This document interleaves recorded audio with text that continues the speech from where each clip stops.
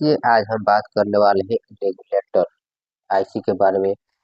आपने बोर्ड देखा होगा किसी भी पीसीबी में क्या होता है, इस प्रकार का रेगुलेटर आईसी लगा होता है जो इस पर कुछ इस प्रकार से नंबर होता है। जैसे यहाँ पे लिखा हुआ है MS 11 या 7 और यहाँ पे कुछ दर्शाया गया है 5.5.0 1131L, यानी इस आईसी पर कुछ इसी प्रकार से कोडिंग होता है जो ये हमारे क्या करता है।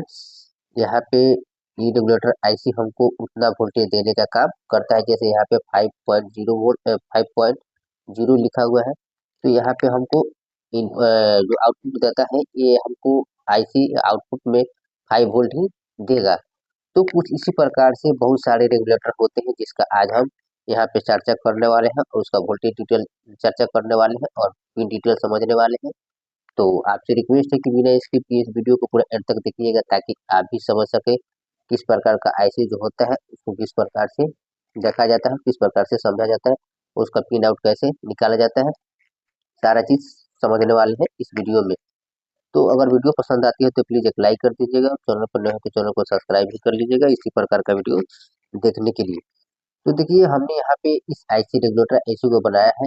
ये जो होता है बहुत टाइप के होते हैं, अलग अलग नंबर के और अलग अलग वोल्टेज के लिए अलग अलग आईसी होते हैं।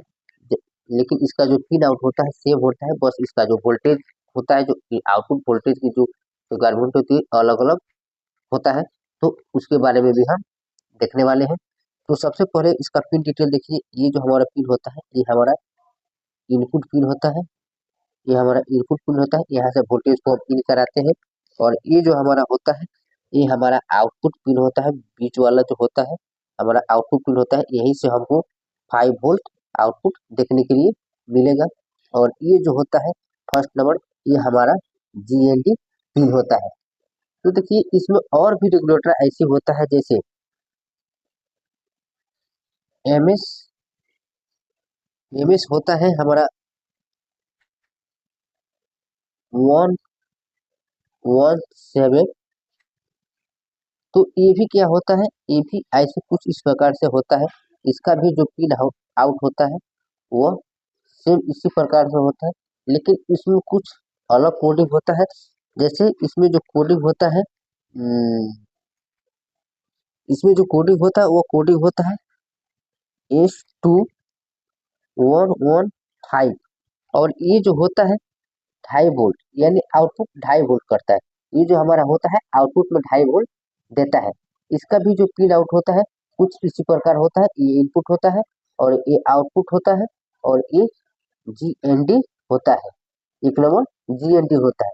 लेकिन इस आईसी में कुछ इस प्रकार से ये जो नंबर होगा इसमें थोड़ा सा डिफरेंस होगा। ये S2115 और यहाँ पे लिखा होगा 2.5, यानी ये हमको आउटपुट में 2.5 वोल्ट देने का काम करता है। और आगे भी कुछ इसी प्रकार से होता है।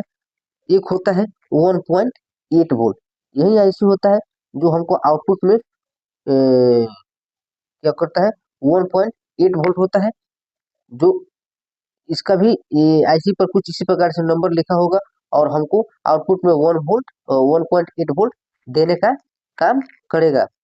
उसके बाद एक होता है 1.5 वोल्ट, एक होता है 1.5 वोल्ट जो हमको यहाँ पे आउटपुट में 1.5 वोल्ट देने का काम करता है। जितने भी हम यहाँ पे वोल्टेज दर्शा रहे हैं ये सबका जो होता है सब रेगुलेटर आईसी का पिन डिटेल सेम होता है, बस इसका जो आउटपुट क्षमता होता है और वह 1.5 वोल्ट 2.5 वोल्ट 8 वोल्ट। अब इस हिसाब यानी कहने का मतलब है कि यहाँ पे जो रेगुलेटर आईसी होगा वहाँ पे लिखा होगा।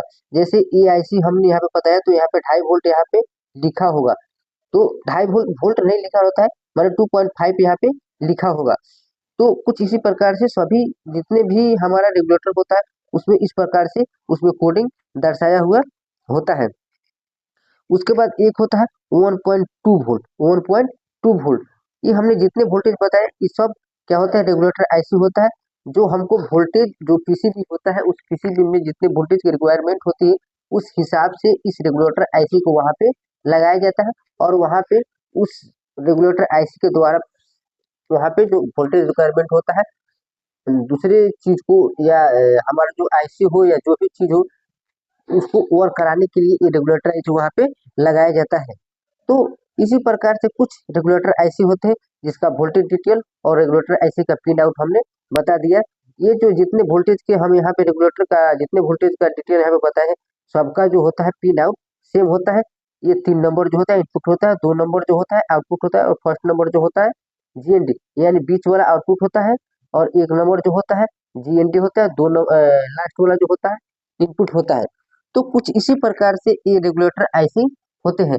तो आई होप कि वीडियो आपको पसंद आया हो, पसंद आया हो तो प्लीज एक लाइक कर दीजिएगा और चैनल को सब्सक्राइब कर लीजिएगा इस प्रकार का वीडियो देखने के लिए।